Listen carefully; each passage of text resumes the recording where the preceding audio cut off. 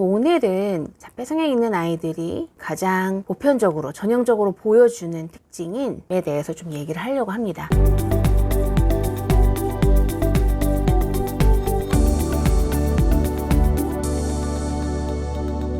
안녕하세요. 터치아이 대표 김승원입니다. 아이들에 대해서 궁금한 게 늘 많으실 거예요. 한 가지의 궁금증이 해결된 것 같다가도 또 새로운 궁금증이 생기고, 내 아이에 대해서 잘 아는 것 같다가도 가끔은 또 잘 모르겠고, 이러한 시간들을 보내고 계실 텐데요. 특히나 지금 여러분의 아이들 중에 자폐 성향이 있는 아이가 있다라면, 자폐 성향이 있다라는 거는 사람들과 원활하게 소통하지 않는 주요한 특성들이 있죠. 그래서 아이가 무슨 생각을 하는지, 아이가 뭘 원하는지 잘 표현해주지 않기 때문에 더 아이에 대해서 궁금증이 많이 생기실 것 같아요. 그래서 오늘은 자폐 성향이 있는 아이들이 가장 보편적으로 전형적으로 보여주는 특징인 눈맞춤에 대해서 좀 얘기를 하려고 합니다. 이미 여러분들이 자폐에 대해서 배 특징, 증세에 대해서 찾아보셨으면 아마 잘 알고 계실 거예요. 이제 자폐 성향이 있거나 자폐증인 아동들은 어때요? 네, 눈맞춤이 잘 되지 않고 눈을 맞추는데 짧게 맞추는 경우가 있고, 또 눈을 맞추는데 약간 멍하게 맞추기도 하고, 이렇게 이 눈 맞춤의 특성들이 있는데, 그러면 도대체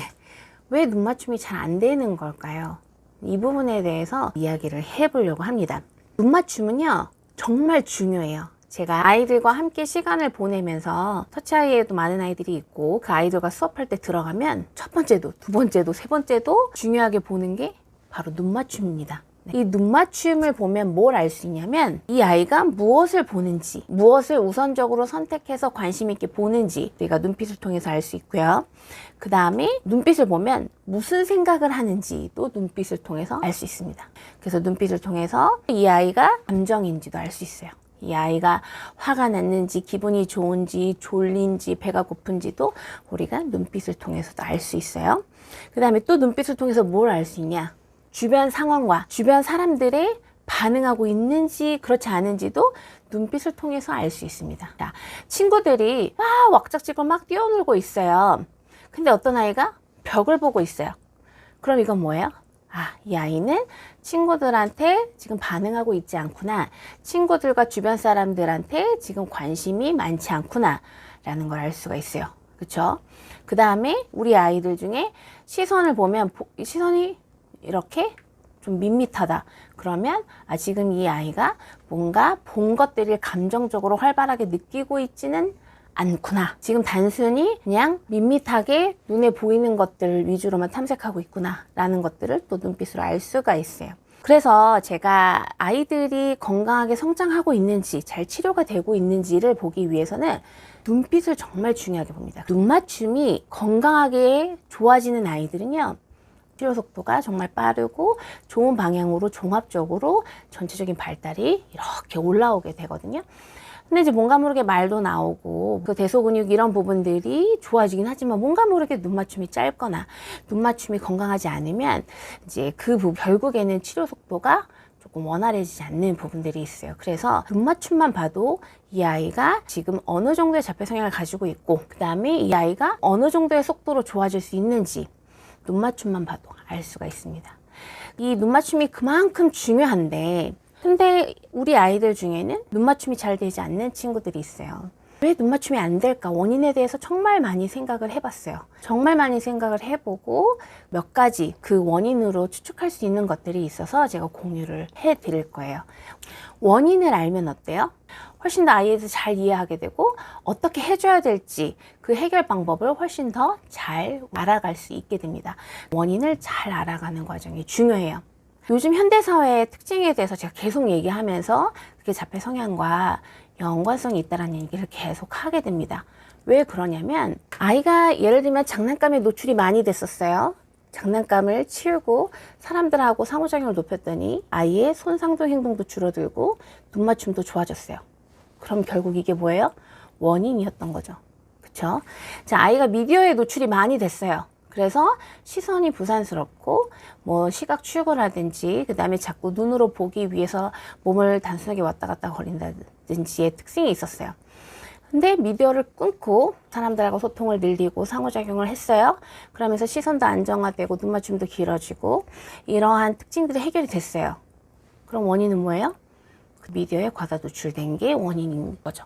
그래서 저는 수없이 이렇게 많은 임상 경험을 통해서 아이들의 주요 특성과 그 원인을 연결해서 생각을 했고, 그 연결된 것들을 토대로 치료 프로그램을 개발해서 실시를 했고, 이 프로그램을 통해서 아이들이 해결이 됐어요. 그러면 제가 얘기한 이 원인은 충분히 이 가설이 맞았다는 거죠. 이런 맥락으로 생각을 해주셨으면 좋겠어요. 생후 초기에 아이들은 어때야 되냐면 사람들의 눈을 보면서 소통할 수 있어야 돼요. 엄마가 막 웃으면서 말을 하죠. 이 사람은 나를 좋아하는구나. 지금 나랑 재밌게 놀아주고 싶어서 말도 걸어주고 막 표정도 해주고 또 내가 이쁘니까 막 웃구나. 이러면서 사람의 눈을 보면서 그 사람의 감정과 또는 그 사람이 어떤 의도를 가지고 있고 그 사람은 지금 여기 왜 있는 거고 눈빛을 통해서 활발하게 소통을 해야 돼요. 이렇게 소통의 경험들이 있다 보면은 사람의 눈을 보면 이 사람이 누군지 그 사람의 표정이 어떻게 움직이는지 그 표정 움직이는 게 재밌기도 하고 신기해서 또 그 얼굴을 계속 쳐다보게 됩니다. 그러면서 바라보는 얼굴이 웃고 있으면 아이도 같이 재밌으니까 웃게 되고 또 그렇게 상대방이 눈 맞추고 웃고 같이 웃으면서 또 서로 소통하고 공감이라는 것도 알게 됩니다.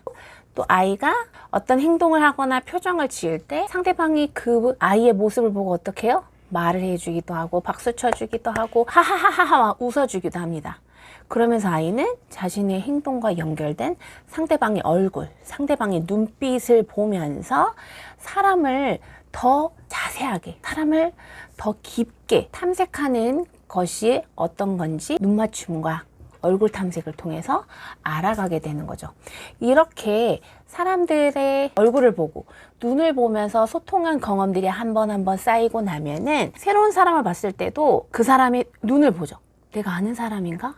나랑 재밌게 놀아주는 사람인가? 나를 보고 예뻐해주는 사람인가? 라면서 쳐다보면서 생각하고 그 생각한 것들을 소통하기 위해서 또 쳐다보게 되고 하면서 눈맞춤이 길어지고 진해지고 눈에서 레이저가 나오고 눈빛으로 소통할 수 있는 정도까지 발달이 이루어지게 되는 거죠. 그런데 이제 눈맞춤이 짧은 자폐 성향이 있는 친구들의 양육 환경을 잘 들여다보면 사람 얼굴, 사람 눈을 쳐다볼 시간보다는 상대적으로 장난감을 볼 수 있었던 기회들이 더 많았어요. 근데 사실 아이들이 장난감 좋아할 수 있어요. 그쵸? 근데 우리가 장난감의 특성에 대해서 한번 생각을 해봐야 됩니다. 장난감은 어때요? 얘는 감정이 있는 대상이 아니에요. 내가 어떻게 했다고 해서 이 모습이 바뀌어지거나 형태가 달라지지 않아요. 그냥 있는 그대로만 보게 되는 거죠. 장난감을 이것이 아이와 감정으로 소통하는 것도 아니고 이것이 아이와 오고 가면서 상호작용하면서 노는 그런 인격체, 생물체가 아니란 말이에요. 그러면 이 장난감을 아이가 탐색을 할 때 색깔이 어떻네? 크기가 어떻네? 여기 뭐 반짝거리는지 불빛이 나오는지 이제 이 정도로 탐색을 하게 됩니다. 그러면 탐색이 색깔, 모양, 형태 위주로 짧게 끝나게 돼요. 그래서 이 장난감, 저 장난감, 또 다른 장난감들 위주로 계속 경험을 많이 하게 되다 보면 장난감을 탐색하는 방식으로 색깔, 모양, 형태 이렇게 간단하게 단조롭게 보던 시선 흐름으로 사람도 그렇게 보게 됩니다. 그래서 사람을 소통의 대상으로 쳐다보는 게 아니라 이 사람이 무슨 색 옷을 입었고 뭐 키가 큰지 아니지 머리가 긴지 안경을 썼는지 마스크를 꼈는지 안 꼈는지 이렇게 외형적으로 눈에 보이는 모양 형태 정도로만 보기 때문에 단조롭게 보고 멍하게 보게 되는 거예요. 또 책이나 미디어 이런 평면적인 시각 자극의 경험이 많았던 친구들을 또 예를 들어 보도록 할게요. TV도 그렇고 책도 그렇고 어때요? 손으로 만지지 않아요. 그것과 포옹하고 놀고 같이 움직이는 대상이 아니에요. 역시나 이것도 감정이 있는 것도 아니고 생각과 의도가 있는 인격체 생물체가 아니에요. 단순히 빠르게 지나가는 이미지나 불빛이나 그런 모양 형태들을 단순히 눈으로만 보는 거예요. 그러면서 사람들과 소통하면서 눈맞춤이 충분하기 이전에 미디어나 책에 노출이 많았다면은 책 보듯이 미디어 보듯이 이렇게 시각적으로 자극적인 걸 보는 게 익숙해지면서 사람도 그렇게 봅니다.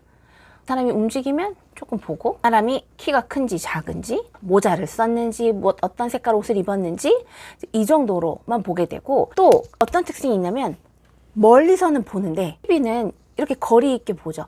그것과 악수를 한다거나 포옹을 한다거나 쎄쎄쎄 하거나 이렇게 접촉하면서 소통하면서 알아가는 대상이 아니잖아요.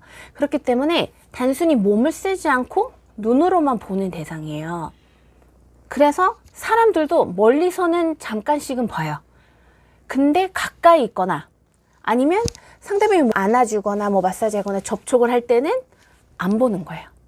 왜냐면 아이가 미디어와 같은 시각 위주로 거리 있게 보기만 하고 그것을 만져보고 촉감적으로 감각적으로 연결하면서 봤던 게 아니라 단순히 시각적인 정보 위주로 받아들이면서 봤던 게 익숙하기 때문에 사람들이 있는데 소통하기 위해서 누가 접촉하고 몸놀이 하자고 왔어. 그 대상은 보지 않고 멀리 있으면 어떤 한 이미지처럼 한 대상물처럼은 잠깐 보기는 보나 이 사람이 소통으로 요구하면서 다가왔을 때 이렇게 접촉이 있을 때는 보지 않는 거죠. 미디어를 봤던 방식으로 시각을 접촉 없이 단순히 시각적인 정보로만 받아들이는 게 익숙해져 있기 때문입니다. 그래서 우리가 결국에는 눈 맞춤이 너무 중요한데 지금 눈 맞춤의 방식이 어떻게 보면 사람들하고 눈빛으로 소통하고 눈빛으로 서로의 감정이나 의도를 알아가는 그러한 시간들이 먼저 충분히 있었고 그 다음에 장난감이나 미디어 노출이 있었다면 눈 맞춤이 훨씬 더